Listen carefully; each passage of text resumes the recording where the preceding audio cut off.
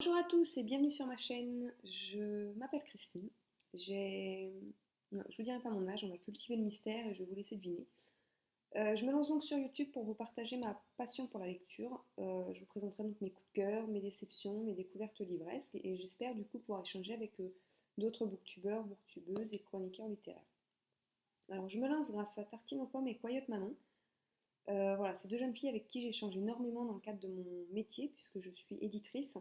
Voilà, elles sont tout simplement très dynamiques, spontanées, réactives et voilà, elles m'ont encouragée, soutenue à me lancer à mon tour.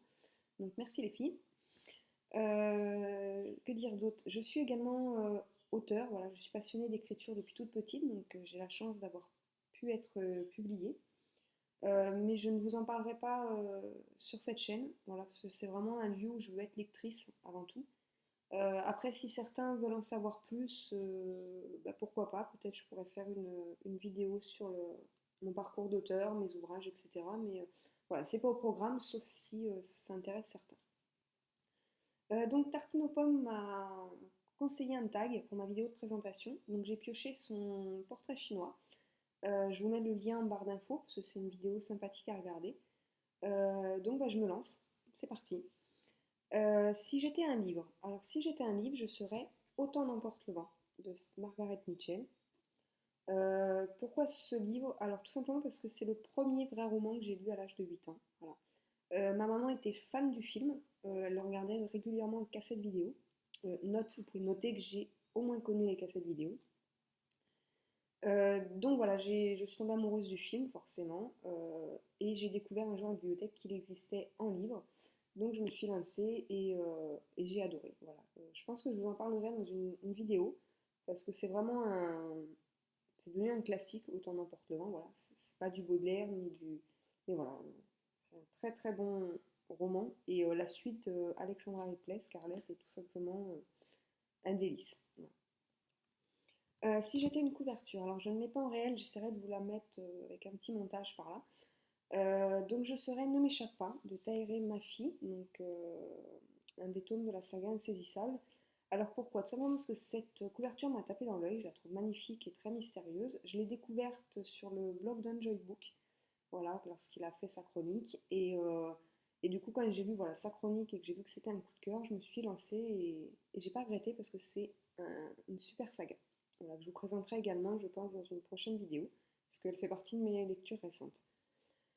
Si j'étais une maison d'édition, alors je pense que je serais l'édition Françoisir. Pourquoi? Donc, ils font beaucoup de rééditions, ils font principalement que ça, mis à part leur collection Nouvelles Plumes. Mais j'adore leur réédition. Voilà, leurs livres sont d'une qualité exceptionnelle. Les couvertures sont toujours magnifiques. Voilà. Si je vous déroule celle-là en entier, je parle dans le bon sens. Voilà. Voilà, c'est juste splendide. Voilà, si on compare avec une autre édition du Trône de Fer, donc chez Pygmalion, voilà, la différence, pour moi personnellement, il n'y a pas photo, je préfère largement les éditions françoises. Si j'étais une auteure, je serais Lorraine Olivier, qui a écrit la saga Delirium, notamment. Alors pourquoi? Donc la saga n'a pas été un coup de cœur en soi, même si c'est une très très bonne saga. Mais le style de l'auteur est vraiment sensationnel, j'adore son style spontané, c'est frais et l'auteur danse vraiment avec les mots pour nous faire vivre les émotions de sa narratrice et je trouve ça chouette. Voilà. Donc si j'étais une auteure, je serais Lorraine Olivier. Si j'étais un best-seller, alors si j'étais un best-seller, je serais Nos étoiles contraires. Donc, je vais vous le présenter aussi sur liseuse parce que je ne l'ai pas en réel. Non, du coup, je ne sais pas si je vais pouvoir vous le présenter vu que ma liseuse a un bug. Donc je serai Nos étoiles contraires. Pourquoi? Tout simplement voilà, parce que ça a été une lecture coup de cœur. Non, elle veut pas y aller. Ah si, elle veut y aller. Voilà, donc désolé, les aléas des premières vidéos, je ne suis pas très organisée. Ça viendra. Donc Nos étoiles contraires. Pourquoi? Donc ça a été un coup de cœur. Voilà, je l'ai découvert il y a quelques mois. J'avais pas encore vu le film. Et voilà, c'est un bouquin sur le. Enfin, c'est un condensé d'émotions. Voilà, tout au long, on passe par plusieurs phases d'émotions. Et voilà, et à la fin, c'est carrément l'explosion. Et donc j'ai adoré. Si j'étais un personnage féminin, alors je serais Anna. Donc je n'ai qu'une vieille édition à vous présenter. Anna de Paul Sulitzer. Alors pourquoi Anna? C'est une petite fille juive, orpheline de la fin du 19e. On va suivre en fait une grande partie de sa vie dans le tome 1 et la suite dans le tome 2. C'est une petite fille qui va en baver euh, et qui va se forger un caractère hors norme et une détermination à toute épreuve pour devenir une femme indépendante, ce qui n'est pas forcément évident au 19e siècle et début du 20e. Et voilà, enfin, sa personnalité m'a tout simplement subjuguée et, voilà, et j'aurais aimé pouvoir avoir ne serait-ce qu'un dixième de son caractère. Si j'étais un personnage masculin, alors je serais, j'avoue que j'ai jamais réfléchi, je ne me suis jamais identifiée au personnage masculin des romans. Euh, Forcément, je pense que je ne me suis jamais mise dans la peau d'Édouard Cullen ou de je ne sais qui. Mais je dirais 4 de la saga Divergente. Alors pourquoi 4? Parce que j'ai beaucoup aimé son côté torturé. Et du coup, j'ai hâte de découvrir donc, le spin-off 4 qui sort en avril, là, pour voir voilà, comment l'auteur va manier ce côté torturé et nous le présenter. Si j'étais un marque-page, alors question piège parce que je n'utilise pas de marque-page, j'ai la mauvaise habitude de corner mes pages ou de mettre ce qui me tombe sous la main dans mes bouquins, c'est-à-dire si c'est ma carte bleue se retrouve dans le livre, ce qui peut être souvent embêtant. Euh, donc voilà, mais si j'étais un marque-page, donc j'en ai qu'un seul à disposition, voilà, c'est un petit marque-page en bois tout simple, créé par l'auteur Brunel, voilà, qui a écrit La Lune cendrée, sorti aux éditions Hélène Jacob en septembre dernier.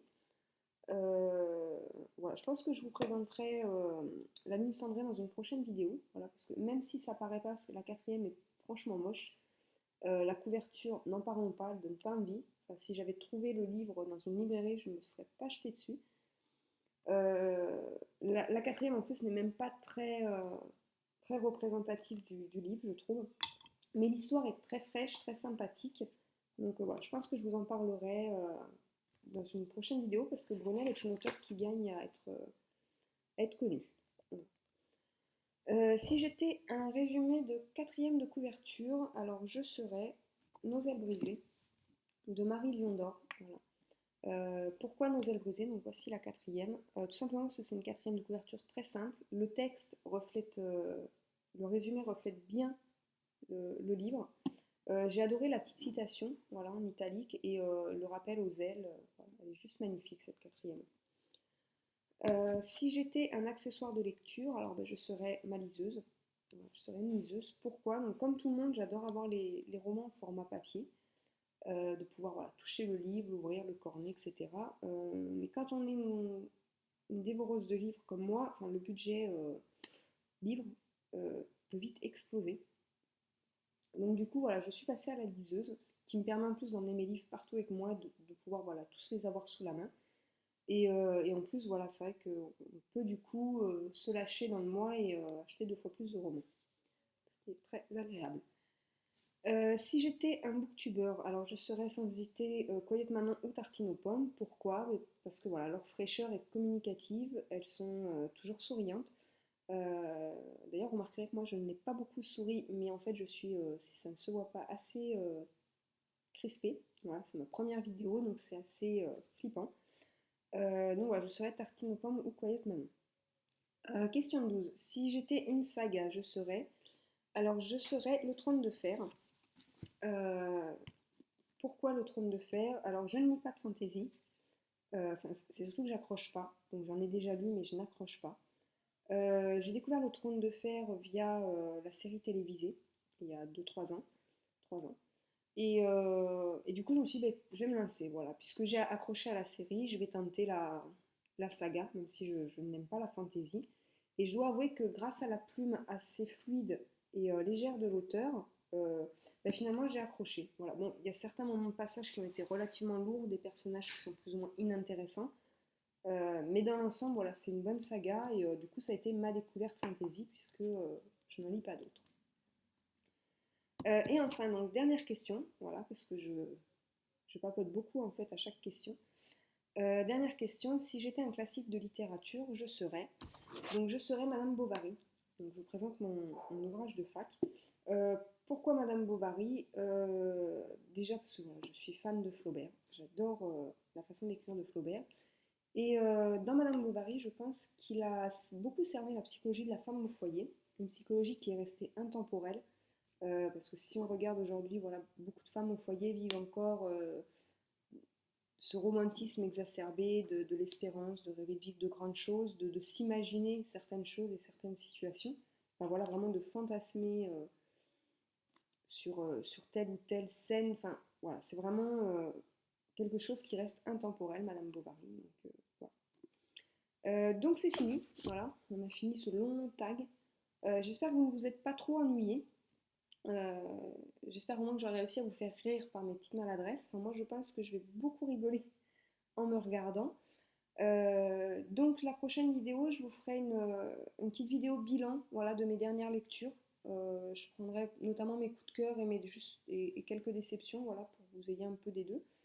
Je pense que je vous présenterai la saga Divergente, voilà, que j'ai déjà lu mais que je suis en train de relire puisque le second film sort au cinéma, je crois que c'est le 18 mars. Et ensuite, j'enchaînerai forcément sur 4. Voilà, je vous présenterai, donc comme je vous l'ai dit, je pense La Lune cendrée, voilà, qui est un tout petit roman, mais ça vaut le coup de s'y arrêter. Et du coup, je vous présenterai, je pense, également la saga Insaisissable de Tahereh Mafi et peut-être Delirium, enfin je ne sais pas encore, je vous ferai un petit bilan de mes lectures des derniers mois pour en avril démarrer sur un vrai prévisionnel, un suivi, etc. Donc, je n'ai pas de blog. J'ai complètement oublié de le dire au début, mais je vous le dis là, je ne tiendrai pas de blog par manque de temps. Néanmoins, je vais ouvrir une page Facebook, voilà, pour ceux qui veulent me suivre, etc. Donc, je vous mettrai tout ça en barre d'infos. Et ben, je vous dis à bientôt. Voilà, bye bye!